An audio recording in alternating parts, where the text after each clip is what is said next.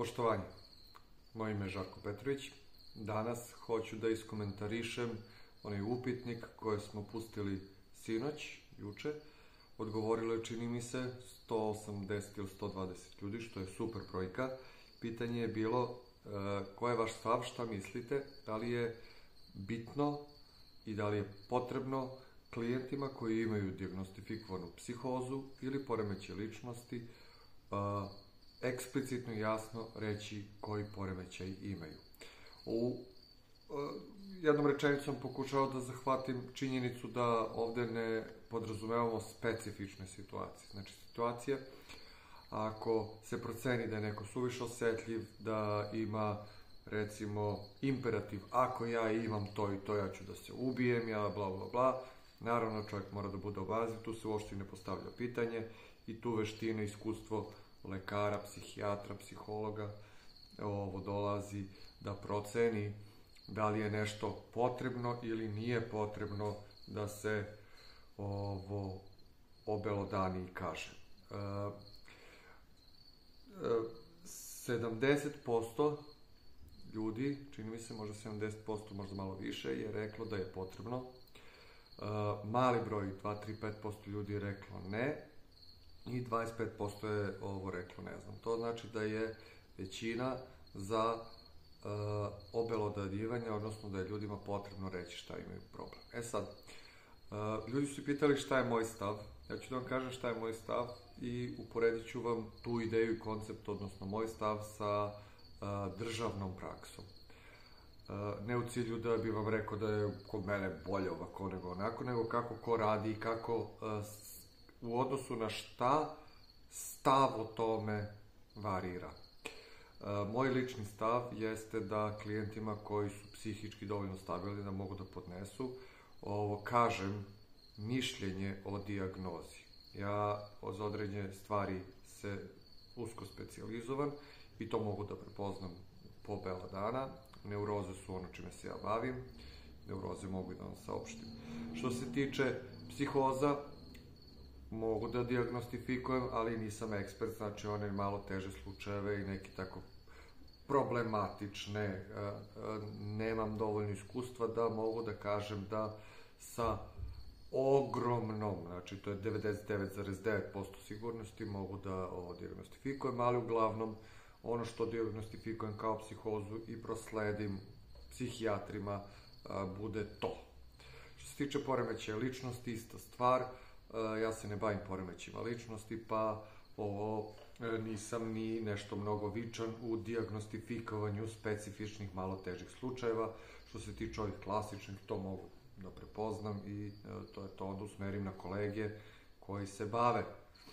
A dok su tu kod mene, seansa 2, 3, 4, ja, ako procenim, znači moj stav je da ljudi znaju šta im je problem. Volim, smatram da je bitno da ljudi znaju da bi mogli da se postave spram toga. Jer i da čovjek zna da ima psihozu, ima tona netačnih informacija koje mogu jako da škode čoveku koje pročita, a on treba da zna koju on psihozu ima, kako psihijatar, odnosno psihoterapeut procenjuje baš njegov slučaj, jer vi možete da imate istu šifru, istu dijagnozu, a da je sudbina te psihoze skroz različita. Neke psihoze se pojave jednom i više nikad, reaktivne, na primer, mogu da budu krize, mogu da budu proizazvane od nekim supstancama i tako dalje.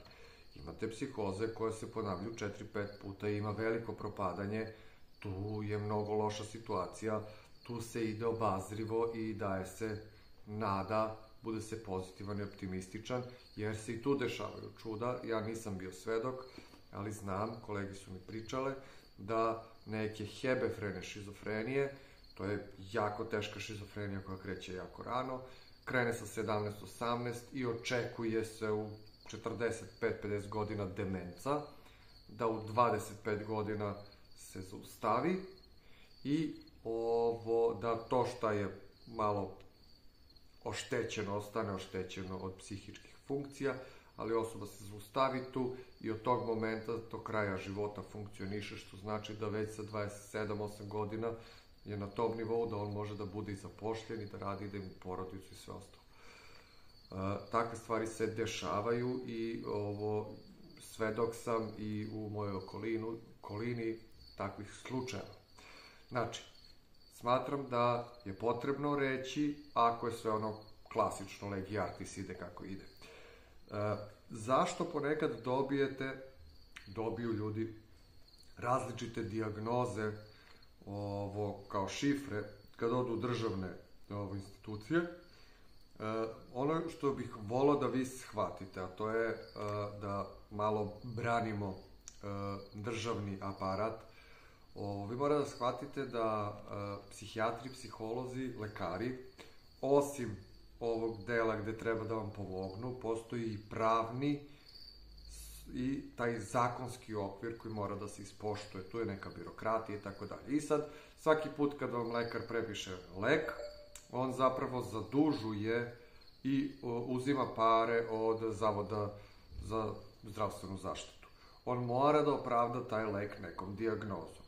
I sada, ja vam pričam u svetlu psihijatrije, vi možete ponekad da dobijete jednu dijagnozu koju nemate, da bi se ovamo opravdali lekovi ili stil lečenja koji je potrebno. I onda često ljudi ili dođete i recimo intervju traje pola sata, čovjek psihijatar ne može da prepozna i kaže suspektum, znači sumnjam na paranoidnost, na interpretativnost, na borderline, na paniku, na depresiju. Znači, sada observiram to, dajem šifru za to, pa ćemo da vidimo sledeći put, mora se pokaže jer mi nije jasna, ne mogu eksplicitno stavim tačku koja je poremećaj. A poremećaj može da se razvija, znači krene i ako ga hvatite jako rano, onda je tu svašta se dešava i ne može čovjek da odluči šta je, pa treba vremena da se iskristališe problem i poremećaj, da bi se onda lako diagnostifikovao.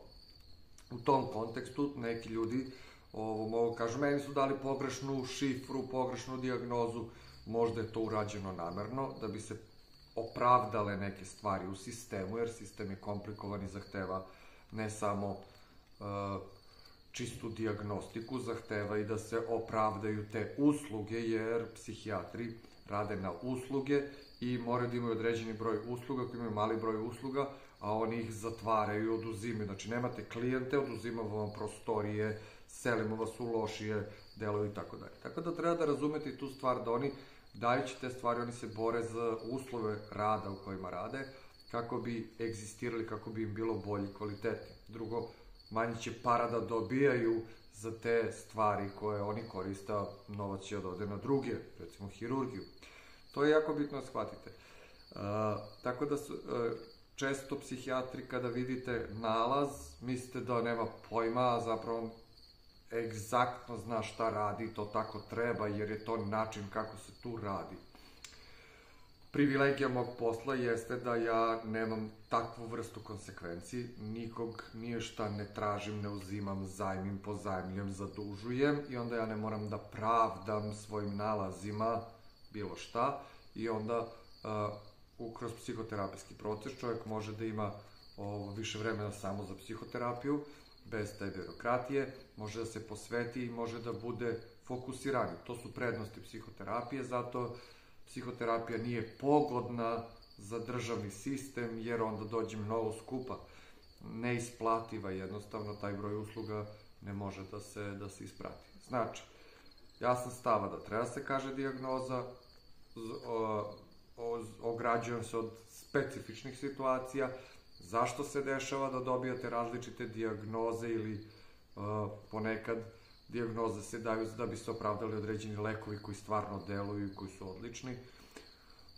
To tako funkcioniše. Ako vam se dopao video, šerujte, subscribeujte se. Hvala svima što svakog dana broj članova membera na YouTube raste. Čisto mi je zadovoljstvo i za vas ću da spremim posebne videe sa posebnim ekstra interesantnim temama. A svima vama se zahvaljujem što ste učestvovali u anketi. Do sledećeg viđenja. Pozdrav!